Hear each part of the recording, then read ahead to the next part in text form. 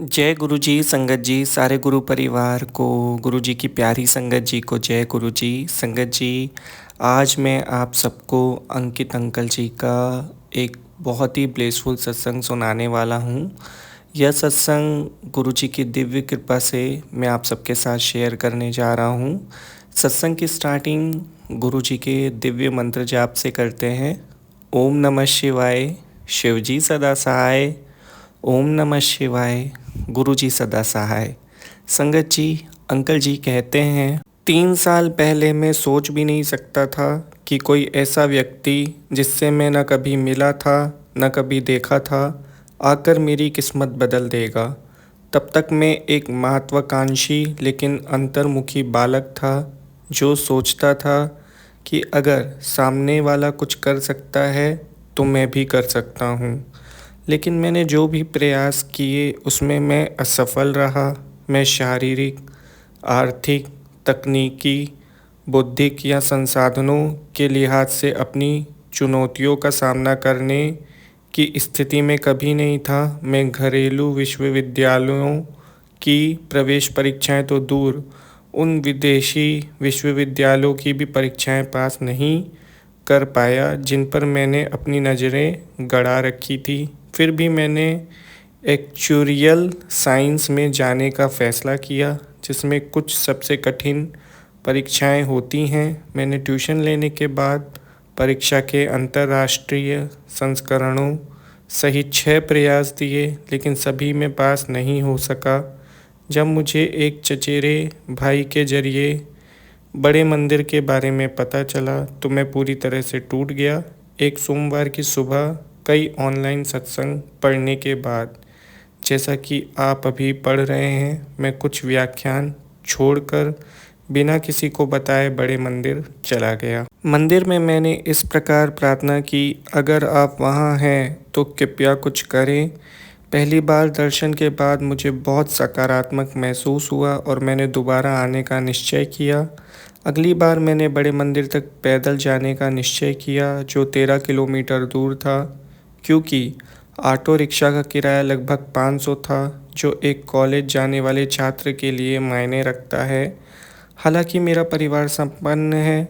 कुछ किलोमीटर चलने के बाद मुझे लगा कि लौटने तक शायद देर हो जाएगी और मैं सार्वजनिक परिवहन नहीं ले पाऊंगा। मैंने खुद से कहा कि अगर कोई मुझे लिफ्ट दे दे तो मैं ले लूँगा। 5 मिनट बाद एक कार बड़े मंदिर का रास्ता पूछने के लिए रुकी और मैंने उन्हें बताया कि मैं वहां जा रहा हूं और उसमें बैठ गया। मेरे दर्शन नियमित होने लगे और 6 महीने बाद जब मैंने उन्हें बताया कि मुझे गुरुजी की दिव्य सुगंध कैसी लग रही है, तो मेरा परिवार भी उनके साथ हो लिया। मैं एम्पायर एस्टेट और जालंधर मंदिर गया, जिससे मेरी आध्यात्मिक यात्रा को गति मिली।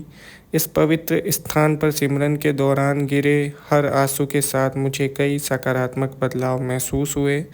समय के साथ जख्म तो भर गए, लेकिन निशान रह गए। 2016 में मैंने अपनी यूनिवर्सिटी की पढ़ाई पूरी की और विदेशी विश्वविद्यालयों में दाखिला लेने की कोशिश की, लेकिन कुछ नहीं हुआ। मैं आलसी हो गया और वज़न 13 किलो बढ़ गया। उसी साल दिसंबर आते आते मैंने और मेरे परिवार ने सेवा करने का फ़ैसला किया, जो सभी के लिए खुली थी।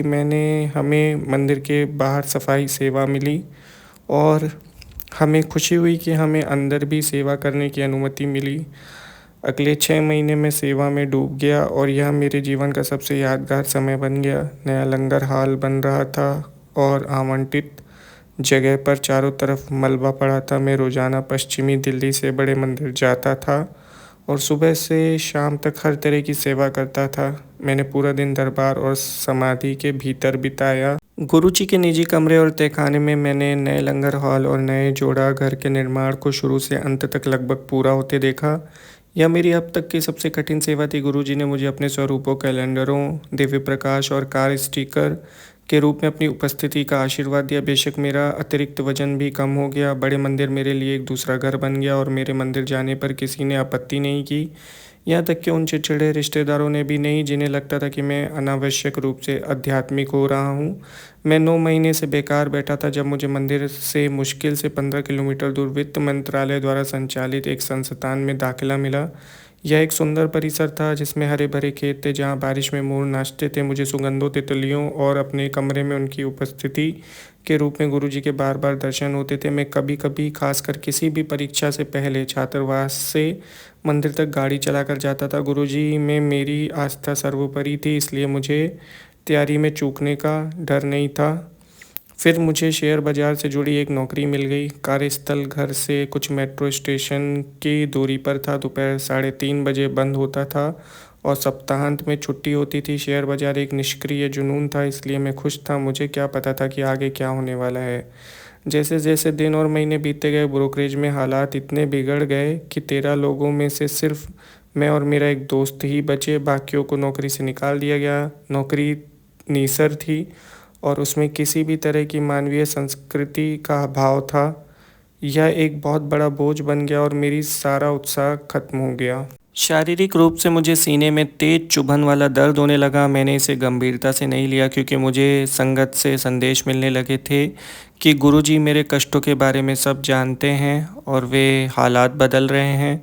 पहले तो मैंने इन संदेशों को किसी और का आशीर्वाद समझकर आगे बढ़ाया, लेकिन जब हालात हाथ से निकलने लगे तो मैं चुपचाप इन संदेशों से खुद को आशा और विश्वास से भर रहा था। मुझे पता था कि गुरुजी थोड़े ही समय में मेरे बुरे कर्मों का समाधान कर रहे हैं, लेकिन सीने का दर्द असहनीय हो गया।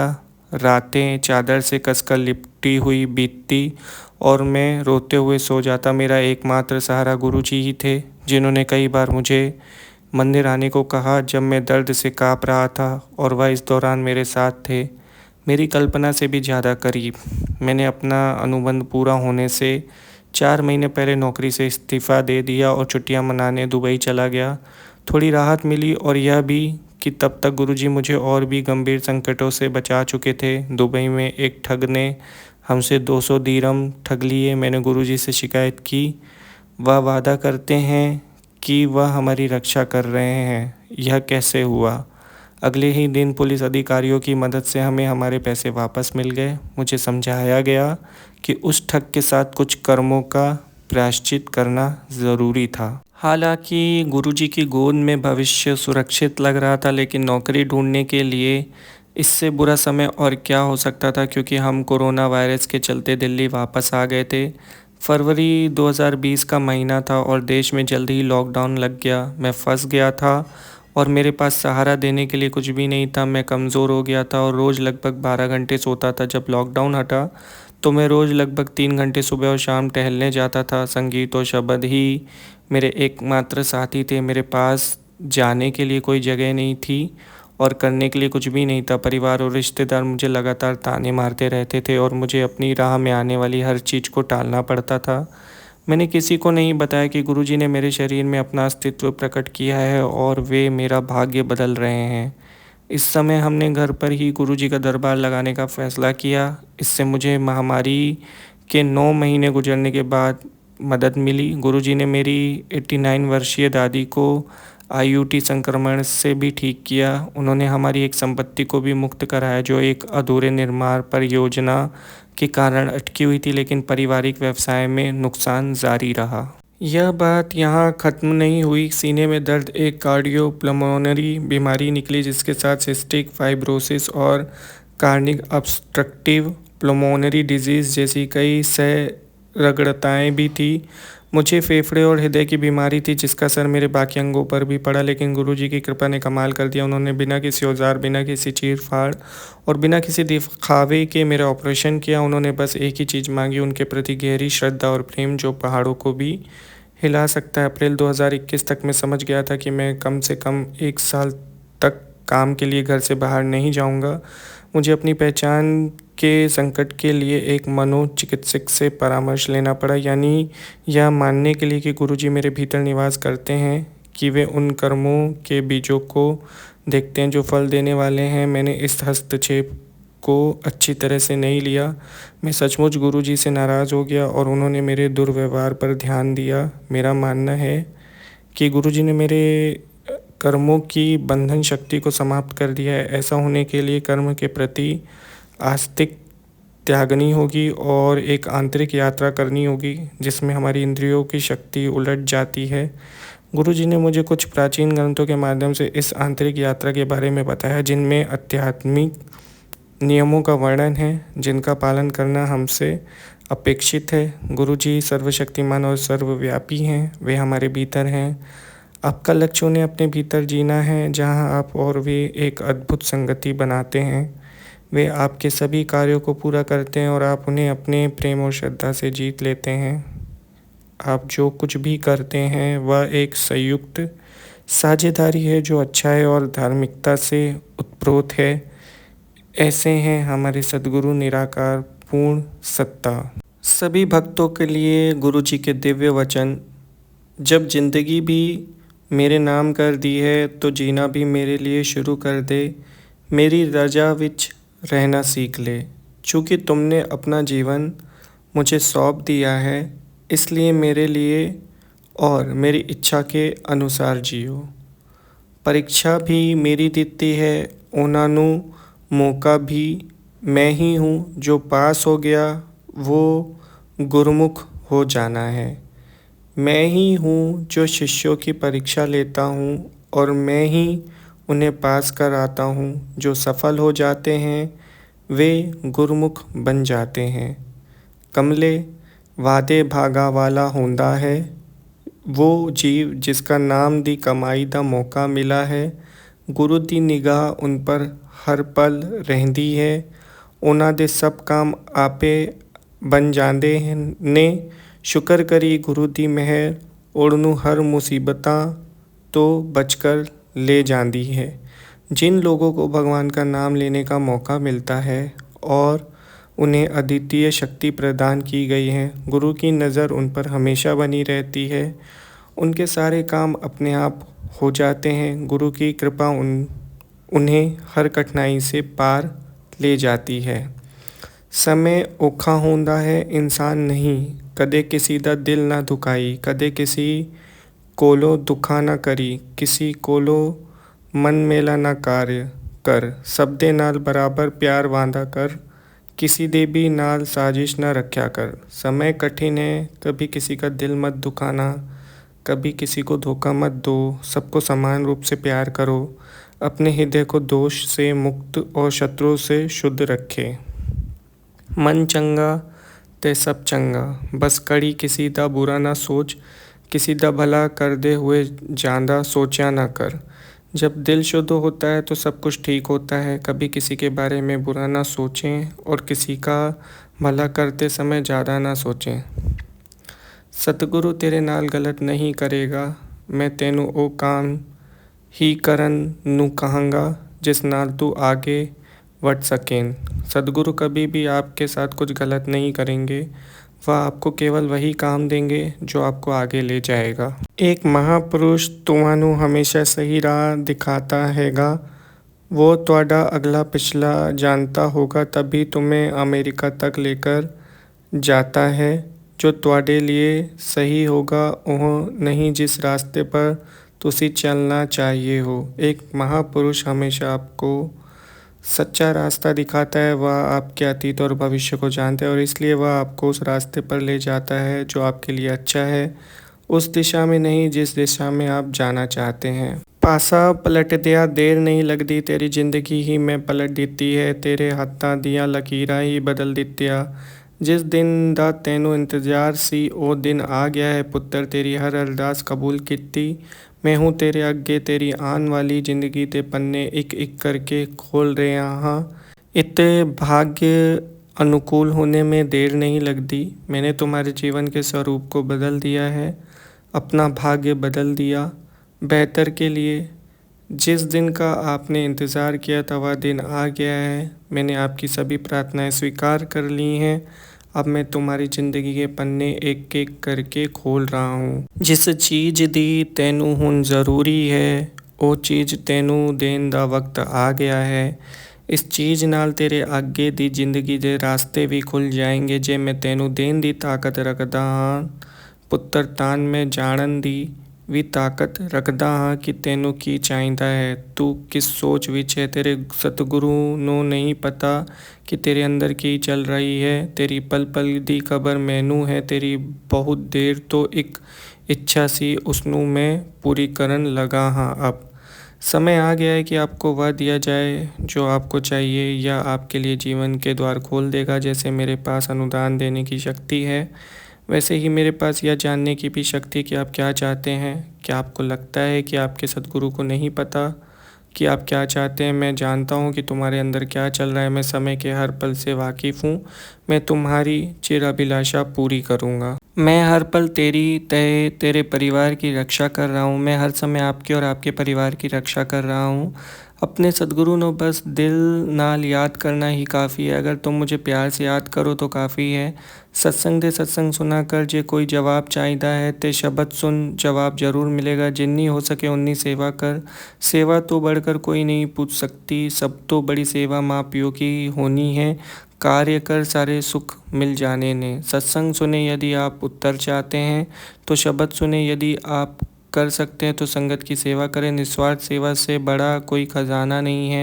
सबसे बड़ी सेवा जो आप कर सकते हैं वह है अपने माता पिता के प्रति, जिससे तुम्हें सारी खुशियाँ मिलेगी। करके देख ली तूने अपने मन की कोई फ़ायदा हुआ? जो तू करना सी तू कर लिया है।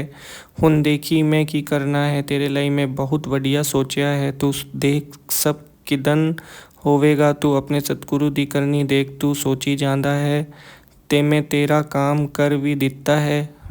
मैं जो कर रहा हूँ वो तू कदे सपने में भी नहीं सोचा होगा। आपने वही किया जो आप करना चाहते थे और उसका असर भी देख लिया। इससे कैसे मदद मिली? अब देखो मैं क्या करूँगा। मैंने तुम्हारे लिए सबसे अच्छा सोचा है। आपको यह देखने को मिलेगा कि आपका सद्गुरु कैसे काम करता है। आप सोचते रहते हैं, जबकि मैं पहले ही आगे बढ़कर आपका काम कर चुका हूँ। मैं तुम्हें वह दूंगा जिसके बारे में तुमने सपने में भी नहीं सोचा होगा। सादी सबतन बड़ी परीक्षा तब होती है जब ऐसी चाहीदे कुछ है और होंदा कुछ है। उम्मीद ना छदीन। जो तेनू नामुमकिन लगता है उसनू मुमकिन करके दिखाऊंगा। सबसे बड़ी परीक्षा तब होती है जब हम चाहते कुछ हैं लेकिन होता कुछ और है। आशा मत खोना, मैं वह कर दिखाऊंगा जिसे तुम असंभव समझते हो वह संभव है। तेरे गुरु दा डर वड्डा निराला है, रहमत वाला है। इत्थे बहुत आशीर्वाद है। इत्थे कुछ भी असंभव नहीं है। इस डर ते कदे कोई खाली नहीं गया। सच्चे मन नाल किती हर अरदास कबूल होनी है। आपके गुरु का घर अद्वितीय है और आशीर्वाद से भरा है। यहाँ कुछ भी असंभव नहीं। यहाँ से कोई भी खाली हाथ नहीं गया है। यहाँ सच्चे मन से की गई सभी प्रार्थनाओं का उत्तर दिया जाता है। तू मेरे आगे समर्पण करके मैनू बहुत कुछ किता है। मांगो नहीं मानो। तुमने अपने समर्पण से मुझे बहुत प्रसन्न किया है। आज्ञा मानो, मांग मत करो। तेरे सद्गुरु बड़ा दयालु है। जोली खोल ले कुछ पान लगागा है। हुण तू शुकराना ही करदा रहेगा। तो जिन्ने शुकराना करदा है मैं तेनू उस तू वड आशीर्वाद करदा हाँ। सद्गुरु दयालु है। जब भी आप उसके आशीर्वाद के लिए उसे धन्यवाद देते तो वह बदले में आपको और भी अधिक देता है। तेरा मेरा नाता तय कई जन्म दा है। कमले तू हाले तक नहीं समझा, सिर्फ मैं ही जानदा हाँ कि तेरा मेरा नाल कनेक्शन का दो तो है। तेरा मन मेरे दर्शन चंदा है। कर ले हूँ तैयारी मैनू मिलन दी। मैं तेनू आशीर्वाद करण वास्ते तेरे घर आ रहा हाँ। हमारे संबंध जन्मों जन्मों से हैं, आप नहीं समझते। आप मेरे दर्शन करना चाहते हैं, तैयार रहना, मैं तुमसे मिलने घर आ रहा हूँ। जय गुरु जी। शुक्राना गुरु जी। शुक्रिया अंकल जी, इतना ब्लेसफुल सत्संग गुरु जी की प्यारी संगत जी के साथ आपने शेयर किया। और अगर आपका सत्संग सुनाते वक्त कोई गलती हो गई हो तो उसके लिए माफ़ कर दीजिएगा। बहुत ही अच्छी सीख दी है आपने अपने सत्संग में, और बहुत ही अच्छा गुरु जी के साथ जो आपका अनुभव रहा वो आपने शेयर किया, उसके लिए बहुत बहुत शुक्रिया। और बहुत बहुत शुक्रिया गुरु जी का कि मैं आपका सत्संग शेयर कर पा रहा हूँ। संगत जी, अगर आप भी अपना सत्संग शेयर करना चाहते हैं, डिस्क्रिप्शन में मेल आईडी दी हुई है, वहाँ पर भेज दीजिए। उसे हम गुरु जी के चैनल पे अवश्य शेयर करेंगे। और ऐसे ही गुरु जी के ब्लेसफुल पावरफुल सत्संग सुनने के लिए गुरु जी के चैनल को सब्सक्राइब करके बेल आइकन नोटिफिकेशन को ऑन कर दीजिए ताकि आपको नोटिफिकेशंस मिलते रहें। जय गुरु जी। शुक्राना गुरु जी। आज के सत्संग को हम यहीं विराम देते हैं। ओम नमः शिवाय, शिव जी सदा सहाय। ओम नमः शिवाय, गुरु जी सदा सहाय। जय गुरु जी, संगत जी।